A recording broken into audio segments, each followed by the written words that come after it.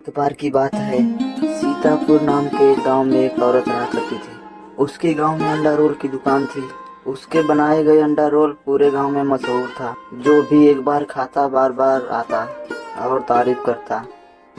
सुनीता दीदी, एक अंडा रोल बनाना, थोड़ा अच्छा से बनाना। हाँ भैया, आपको कभी शिकायत मिली है?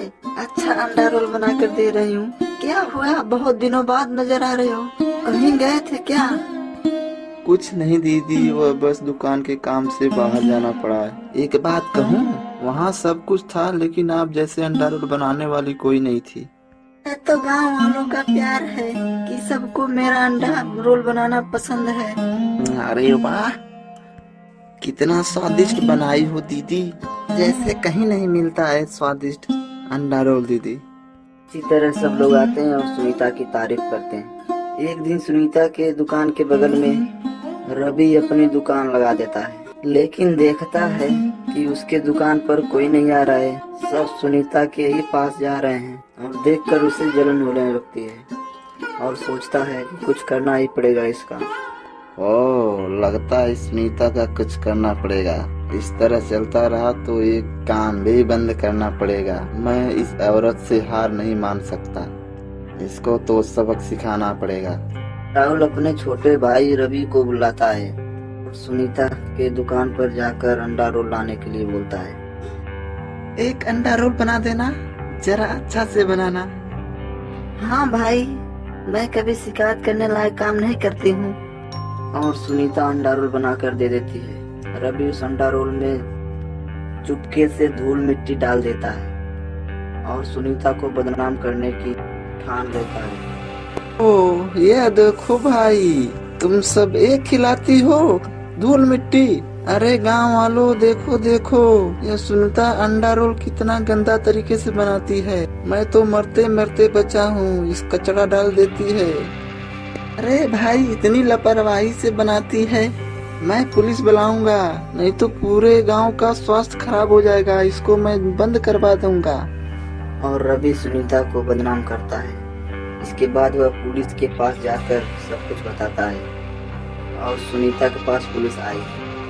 लो चलो सुनीता, कल से तुम्हारा ठेला दिखना नहीं चाहिए। तुम्हारी इस लापरवाही से किसी की जान भी जा सकती है। मुझे नहीं पता कैसे हुआ ऐसा। मैं तो बहुत सफाई से बनाती हूँ अंडा रोल। सालों से यहाँ मेरा ठेला लगता है, कोई शिकायत नहीं आती है साहब। मुझे नहीं मालूम है कैसे हो गया। मोरी मैया, तो क्या कहना चाहती हो? मैंने इसमें धूल मिट्टी डाला है, तुम मेरे ऊपर इल्जाम लगाना चाहती हो? नहीं नहीं भाई, मैं बस ये कहना चाहती हूँ कि मुझे कुछ नहीं पता यह सब कैसे हो गया। तो साहब, इसकी उम्र हो गई है, मुझे नहीं लगता कि इसका आदास काम कर रही है। इसका इस तरह काम करना सबके लिए ठीक नहीं है। आपसे गुजारिश है, आप जो भी फैसला लें सबकी भलाई के लिए लेना। सबका भलाई देखकर ही फैसला लेना साहब। कल से तुम यहाँ काम नहीं करोगी, समझी? यहाँ से ठेला हटा लेना अपना। उसके बाद वहाँ से पुलिस चली जाती है। सुनीता अपनी दुकान बंद करके रोते रोते अपने घर जाती है। और रात हुई, रात को जब वह सो रही थी, अरे इस बुड्ढे ने तो मेरा जीना हराम कर दिया है। इसका तो काम खत्म करना ही होगा, नहीं तो बार बार ठेला लगाएगी और सारा कस्टमर इसी के पास जाएंगे और मेरे पास नहीं आते हैं। राहुल ने सोचा कि इसका आज काम खत्म कर देते हैं और वह सुनीता के घर और उसका गला दबाकर मार दिया।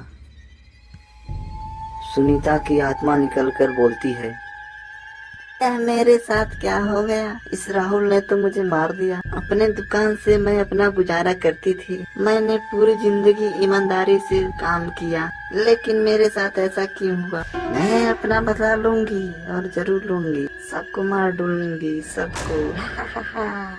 कुछ दिनों बाद रवि पास के ही गांव से कुछ काम से लौट रहा था। तभी अचानक से उसकी साइकिल खराब हो जाती है। मैं क्या हो गया? मेरी साइकिल कैसे खराब हो गई? अभी इसको खराब होना था। इस साइकिल का क्या करूं? अभी थोड़ी देर बाद रात हो जाएगी, मैं जल्दी से घर चलता हूं। के बाद साइकिल को पकड़कर रास्ते पर चलने लगा। तभी जोर जोर से हंसने की आवाज आती है और वह डरने लगता है। कौन है? कौन है? हे भगवान, कहाँ फंस गया मैं। इसके बाद रवि साइकिल छोड़कर भागने लगता है। तभी उसके सामने चुड़ैल आ जाती है। कौन हो तुम? ये सब क्यों कर रही हो? मैंने तुम्हारा क्या बिगाड़ा है? ही ही, नहीं पहचाना? मैं बताऊं क्या बिगाड़ा है तुम लोगों ने? तुम लोगों ने मेरी जिंदगी भर की मेहनत पर पल भर में मिटा दिया। ही ही, सबके सामने मेरा बेइज्जती किया। इसकी कीमत तुम लोगों को चुकानी पड़ेगी। उससे भी पेट नहीं भरा, तुम लोगों ने मुझे मार दिया। मुझे माफ कर दो, मुझे जाने दो। यह सब अपने बड़े भाई के कहने पर किया था। इसमें मेरा कोई कसूर नहीं, मुझे जाने दो, मुझे माफ कर दो। मैं आपसे सामने हाथ जोड़ता हूँ। तुमको कुछ भी कहेगा तो मान लोगे, तुम्हें इसकी कीमत चुकानी पड़ेगी। हा हा हा हा। और चुड़ैल ने रवि को बहुत बेरहमी से मार देती है। हा हा, मैं अपना बदला ले ली। अब ये एक और बचा है। हा हा हा, अब राहुल का नंबर है। हा हा। अगले दिन राहुल अपने दुकान पर अंडा रोल बनाने लगता है। उसके बाद अगली रात को जब राहुल सो रहा था, अचानक से उसे कुछ महसूस हुआ। तब देखता है कि कोई चुड़ैल उसके घर में आ गई है और राहुल को देख रही। वो घबरा जाता है पूरा। अरे अरे अरे अरे, तुम कौन हो और यहाँ क्या कर रही हो? हा हा, नहीं पहचान रहे हो? मैं वही सुनीता हूँ जिसे तुम लोगों ने गला दबाकर मार दिया था। नहीं याद आ रहा है? याद दिलाऊं? जब से तुम लोगों ने मारा है तब से मेरी आत्मा भटक रही है। आज तुम्हारी बारी है। हा हा हा। और चुड़ैल ने राहुल को बहुत बेरहमी से मारकर वहाँ से गायब हो जाती है।